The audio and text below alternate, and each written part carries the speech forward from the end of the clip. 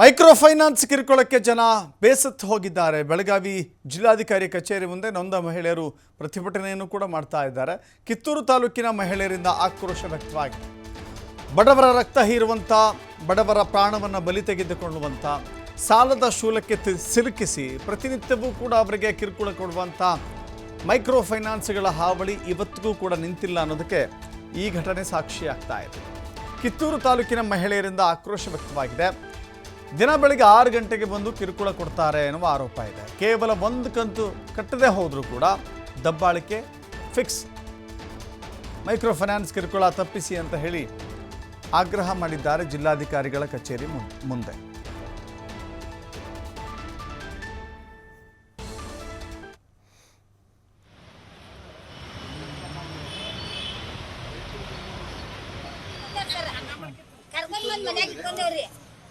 ಆದ್ರೆ ನಮಗ್ ಒಟ್ಟ ಹುಡುಗಿನ ಮುಂದೆ ಮಾತಾಡ್ಬೇಡ್ರಿ, ಮನ್ಸಿಗೆ ಹತ್ಕೋತಾನಂದ್ರು ಒಟ್ಟ ಗಲ್ ಗಲ್ ಗಲ್ ಗಲ್ ಮಾಡಿ ಹುಡುಗಿನ ಅಂದ್ರ ಅದನ್ನ ಬಡದ ಅವನ ಮುಂದೆ ಅನ್ಬಾರ್ದಂತ ನಾವು ಎಷ್ಟು ರಿಕ್ವೆಸ್ಟ್ ಮಾಡ್ಕೋತೇವ್ರಿ.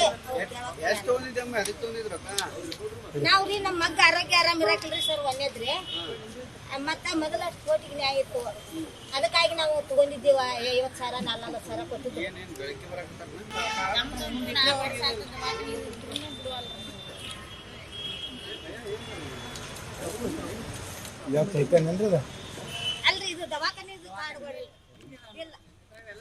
ಮೈಕ್ರೋ ಫೈನಾನ್ಸ್ ಕಿರುಕುಳಕ್ಕೆ ಅನೇಕ ಜನ ಪ್ರಾಣವನ್ನು ಕಳೆದುಕೊಂಡಿದ್ದಾರೆ, ಮಾನವನ್ನು ಕಳೆದುಕೊಂಡಿದ್ದಾರೆ, ಬೀದಿಗೆ ಬಿದ್ದಿದ್ದಾರೆ. ಇಡೀ ಗ್ರಾಮವೇ ಬಿಟ್ಟು ಹೋಗಿ ಭಯದಿಂದ ಬದುಕುವಂಥ ವಾತಾವರಣ ಸೃಷ್ಟಿಯಾಗಿದೆ. ಇನ್ನು ಕೆಲವರ ಮಾನಕ್ಕೆ ಹೆದರಿ ಪ್ರಾಣವನ್ನು ಕಳೆದುಕೊಂಡಿರುವಂಥ ನಿದರ್ಶನಗಳು ಕೂಡ ನಮ್ಮ ರಾಜ್ಯದಲ್ಲಿ ನಡೆದಿದ್ದಾವೆ. ಹೀಗಿರುವಾಗ ರಾಜ್ಯ ಸರ್ಕಾರ ಸುಗ್ರೀವಾಜ್ಞೆಯನ್ನು ಕೂಡ ಹೊರಡಿಸಿದೆ. ಮೈಕ್ರೋ ಫೈನಾನ್ಸ್ಗಳ ಕಿರುಕುಳ ತಪ್ಪಿಸಬೇಕು ಅಂತ ಹೇಳಿ ಈ ಬಾರಿಯ ವಿಧಾನಸಭೆ ಅಧಿವೇಶನದಲ್ಲಿ ಈಗ ನಡೀತಾ ಇದೆಯಲ್ಲ, ಈ ಅಧಿವೇಶನದಲ್ಲೇ ಕಾಯ್ದೆಯನ್ನು ಕೂಡ ತರಲಾಗಿದೆ. ಈ ಕಾಯ್ದೆ ತಂದರೂ, ಸುಗ್ರೀವಾಜ್ಞೆ ತಂದರೂ ಕೂಡ ಇವರ ಕಿರುಕುಳ ನಿಲ್ತಾ ಇಲ್ಲ.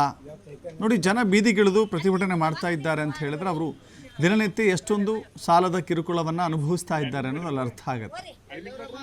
ಸಾಲ ಕೊಡೋದು, ತೆಗೆದುಕೊಳ್ಳೋದು ನಿಯಮಗಳಿಗೆ ಒಳಪಟ್ಟು ನಡೀಬೇಕಾಗುತ್ತೆ. ನಿಯಮಗಳನ್ನು ಮೀರಿ ಕಾನೂನು ಬಾಹಿರವಾಗಿ ಜನರಿಗೆ ಹಿಂಸೆ ಮಾಡೋದಿದೆಯಲ್ಲ, ಅದು ಕಾನೂನು ಒಪ್ಪೋದಿಲ್ಲ. ಜೊತೆಗೆ ಕೆಲವಷ್ಟು ರೆಗ್ಯುಲೇಟರಿ ಆ್ಯಕ್ಟ್ಗಳು ಬೇಕಾಗುತ್ತೆ ಅಂತ ಅನ್ನುವ ಕಾರಣಕ್ಕಾಗಿ ಈ ಬಾರಿ ಅಧಿವೇಶನದಲ್ಲಿ ಕಾಯ್ದೆಯಲ್ಲಿ ನಿಯಂತ್ರಣ ಮಾಡಬೇಕು ಅನ್ನುವ ಕಾರಣಕ್ಕಾಗಿ ಕೆಲವಷ್ಟು ನಿಯಮಗಳನ್ನು ಇಲ್ಲಿ ಉಲ್ಲೇಖ ಮಾಡಿದ್ದಾರೆ. ಬಟ್ ಅದೆಲ್ಲವೂ ಕೂಡ ಮೈಕ್ರೋ ಫೈನಾನ್ಸ್ಗಳಿಗೆ ಭಯ ಇಲ್ವಾ? ಸುಗ್ರೀವಾಜ್ಞೆಯ ಭಯ ಇಲ್ವಾ? ಸರ್ಕಾರದ ಭಯ ಇಲ್ವಾ? ಆಡಿದ್ದೇ ಆಟ ಆಗೋಯ್ತಾ? ಹೇಳೋರಿಲ್ಲ ಕೇಳೋರಿಲ್ವಾ? ಮೈಕ್ರೋ ಫೈನಾನ್ಸ್ಗಳ ಹಾವಳಿ ನಿಲ್ಲೋದು ಯಾವಾಗ? ದಿನನಿತ್ಯವೂ ಕೂಡ ವರದಿ ಆದರೂ ಕೂಡ ಅವರಿಗೆ ಕಡಿವಾಣ ಹಾಕೋಕ್ಕೆ ಫೇಲ್ಯೂರಲ್ಲಿ ಆಗಿದೆ. ಇದೆಲ್ಲವೂ ಕೂಡ ಚರ್ಚೆ ಆಗಬೇಕಾಗಿದೆ. ಬಟ್ ಜನ ಅಂತೂ ಮೈಕ್ರೋ ಫೈನಾನ್ಸ್ಗಳ ಹಾವಳಿಯ ಕಾರಣಕ್ಕಾಗಿ ನೆಮ್ಮದಿಯಂತೂ ಕಳೆದುಕೊಂಡಿದ್ದಾರೆ. ಹೀಗೆ ಹೆಣ್ಣು ಮಕ್ಕಳೇ ಬೀದಿಗಿಳಿದು ಮೈಕ್ರೋ ಫೈನಾನ್ಸ್ಗಳಿಗೆ ಇಡೀ ಶಾಪ ಹಾಕ್ತಾ ಇದ್ದಾರೆ.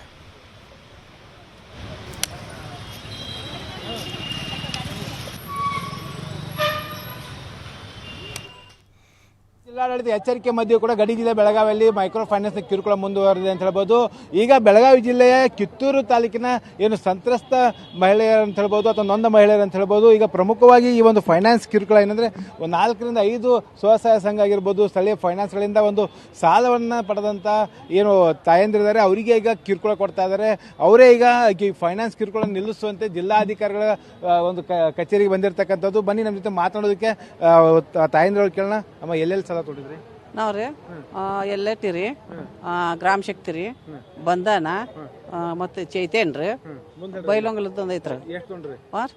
ಒಂದ್ ತೊಂದಲ್ಲಿ 50 ರೀ, ಒಂದ್ ತೊಂದಲ್ಲಿ 75 ರೀ, 1 ಲಕ್ಷ ಇಷ್ಟು ಎಲ್ಲಾ ಕೂಡಿ ಒಂದು 3 ಲಕ್ಷ ರೂಪಾಯಿ.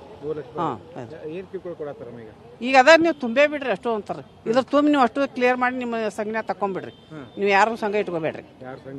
ಇಟ್ಕೋಬೇಡ್ರಿ, ತೆಗತ್ಬಿಡ್ರಿ. 3 ಲಕ್ಷ ರೂಪಾಯಿ ನಾವು ಎಲ್ಲಿಂದ ತುಂಬೇಕ್ರಿ? ಎಲ್ಲಾ ಸಂಘನ್ಯಾಗ ಅಷ್ಟು ಕುಡ್ಕರಿ ನಮ್ಗೆ ತುಂಬಾಕ ಆಗುದಿಲ್ಲ. ಏನ್ ಮಾಡ್ತೀರಿ ಮಾಡ್ಕೋರಿ. ಮುಂಜಾನೆ ಎದ್ದು ಕುಡ್ಲಾರಿ ನಾವ್ ಹೇಳುದಿಲ್ಲ, ಅವ್ ಬಂದ್ ಕುಂದಿರ್ತಾರ ಮನೆ. ಅಮ್ಮ, ನೀವು ಸಾಲ ಬೇಡ ಸಾಲ ಕೊಟ್ಟಿದ್ರು, ಈಗ ಯಾವ ರೀತಿ ಕಿರುಕುಳ ಕೊಡತ್ತಾರೆ? ಕಿರುಕುಳ ಅಂದ್ರೆ ಈ ಬೆಳಗಿನ 7 ಗಂಟೆ 7:15 ಅಂದ್ರೆ ಬರ್ತಾರ್ರಿ ಸರ್. ಬಂದು ಈಗ ಕಟ್ಲೇಬೇಕು ನೀವು. ಏನಾದ್ರ ಮಾಡ್ರಿ ಆದ್ರೆ ನಮ್ಗೆ ದುಡ್ಡು ಕಟ್ಟಬೇಕು. ನೀ ಎಲ್ಲಿ ಮಠ ಹೋಗಿ ಅಲ್ಲಿ ಮಠ ನಾವು ಬರ್ತೇವಿ. ಹೋಗಿ ನೀನು ಪೊಲೀಸ್ ಠಾಣಕ್ಕೆ ಹೋಗಿ ಕಂಪ್ಲೇಂಟ್ ಕೊಡ್ತಿ, ಕೊಡೋಗು. ಅಲ್ಲಿ ನಮಗ್ ಗೊತ್ತೈತಿ ಹೇಳೋದು. ನೀ ಏನ್ ಮಾಡ್ತಿ ಮಾಡ್ಕೋ, ನೀವ್ ಹೆಂಗ್ ಕಟ್ಟಿಸ್ಕೋತೇವಿ ಅಂತೇಳಿ ನಮಗ ಟಾರ್ಚರ್ ಕೊಡ್ತಾರ್ರಿ ಸರ್. ಎಷ್ಟು ಸಂಘದಾಗ ಎಷ್ಟು ಸಲ ತೊಗೊಂಡಿದ್ರಮ್ಮ ನೀವು? ನಾನ್ರಿ BSSದಾಗ 90 ತಗೊಂಡಿನ್ರಿ. ಇನ್ ಒಂದ್ 6 ಕಂತ ಐತ್ರಿ, ಒಂದ್ 12 ಕಂತ ಐತಿ, ಒಂದ್ 14 ಕಂತ ಐತ್ರಿ. ಮತ್ತ ಚೈತನ್ಯದಾಗ ತಗೊಂಡೇನ್ರಿ. ಚೈತನ್ಯದಾಗೂ 6 ಕಂತ ಹಿಂಗ್ 8 ಕಂತ ಉಳ್ದ ಮುಟ್ಟಾಕ್ ಬಂದಾವ್ರಿ ಸರ್. ನಾವೇನ್ ಈಗ ಸದ್ದ ಅಂತಿ ತಗೊಂಡಿದ್ದಲ್ರಿ. ಮುಟ್ಟಾಕ್ ಬಂದ್ರು ನಮಗ ಇಲ್ಲಿ ಮಠ ನಾವ್ ಏನವ್ರಿಗೇನೋ ತೊಂದ್ರೆ ಕೊಟ್ಟಿಲ್ರಿ.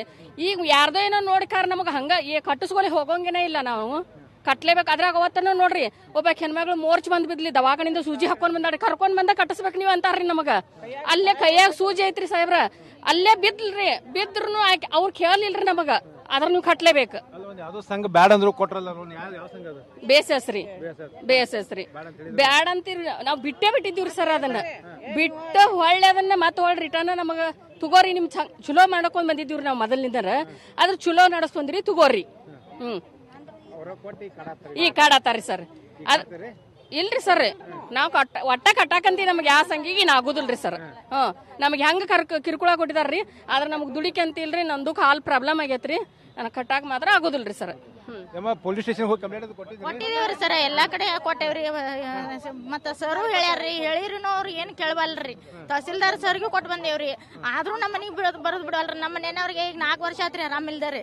ಅಂತದ್ರಾಗೂ ನಾವು ಕಟ್ಕೊಂತ ಬಂದೇವ್ರಿ ಸರ್. ಅಂತದ್ರಾಗೂ ನಾವು ಬಿಟ್ಟಿಲ್ರಿ, ಕಟ್ಕೊಂತ ಬಂದೇವಿ. ಈಗ 4 ವಾರ ಆತ್ ನಮಗ್ ತ್ರಾಸ ಆಗೈತಿ. ನಾವು ಕಟ್ತೇವ್ ಅಂದ್ರು ನಮ್ಮನ್ನ ಕೇಳವಲ್ರಿ ಸರ್.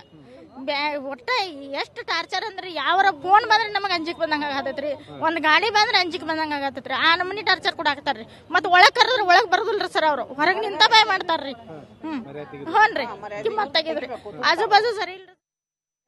ಕಿತ್ತೂರಿನಲ್ಲಿ ಕೂಡ ಫೈನಾನ್ಸ್ ಕಿರುಕುಳದಿಂದ ಏನು ಮಹಿಳೆಯರೀಗ ನೊಂದು ಹೋಗಿರ್ತಕ್ಕಂಥದ್ದು. ಯಾವುದೇ ಕಾರಣಕ್ಕೂ ನಾವೀಗ ಏನು ಸಾಲವನ್ನು ಬರ್ಸೋಕ್ಕಾಗೋದಿಲ್ಲ. ಹಾಗೆ ಪ್ರಮುಖವಾಗಿ ನಾವು ಜಿಲ್ಲಾಧಿಕಾರಿ ಮನವಿ ಮಾಡ್ತಾ ಇದ್ದೀವಿ. ಈಗಾಗಲೇ ನಾವು ಏನು ಕಂತುಗಳನ್ನು ತುಂಬಬೇಕು, ಬಂಗಾರ ಸೇರಿದಂತೆ ಎಲ್ಲವನ್ನು ಕೂಡ ಒತ್ತೆ ಇಟ್ಟು ನಾವು ಹಣವನ್ನು ತುಂಬಿದ್ದೇವೆ. ಅವ್ರ ಮನೆಗೆ ಬಂದು ಕಿರುಕುಳ ಕೊಡ್ತಾ ಇದ್ದಾರೆ. ಆ ಕಿರುಕುಳವನ್ನು ತಪ್ಪಿಸಬೇಕು ಮತ್ತು ಯಾವುದೇ ರೀತಿಗೆ ನಾವು ಇನ್ನು ಸಾಲವನ್ನು ತುಂಬೋದಿಲ್ಲ ಅನ್ನೋಂಥ ಒಂದು ಮಾತನ್ನು ಹೇಳ್ತಾ ಇದ್ದಾರೆ. ಕ್ಯಾಮ್ರಾಮನ್ ರವಿ ಜೊತೆ ಶ್ರೀಧರ್ ಕೊಟ್ಟಾರಸ್ತಿ, TV5 ಬೆಳಗಾವಿ.